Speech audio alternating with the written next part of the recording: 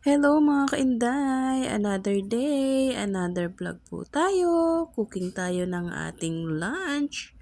Ang lunch lang natin for today's video ay nagluto lang ako din ng sinigang na hipon. Sinigang na shrimp tayo for today, ang ating lunch. Ayan, nagmekos-mekos lang tayo ng ating mga simpleng veggies at nilagay na rin natin ang ating shrimp. Ayan, pakukulaan lang din natin yan.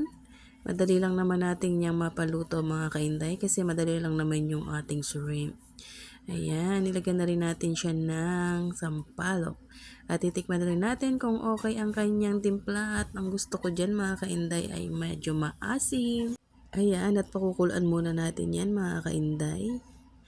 At syempre, titikman na rin natin kung okay ang lasa. Ayan ang ating lunch for today. Sinigang na shrimp. It's so yummy. Ayan, pwede na tayo mag-lunch. Thank you for watching. Please follow, like, and share. Ayan ang ating lunch. Done cooking na tayo. It's so yummy. Soup pa lang. Busog ka na. Ayan, lunch na tayo. It's so yummy, veggies.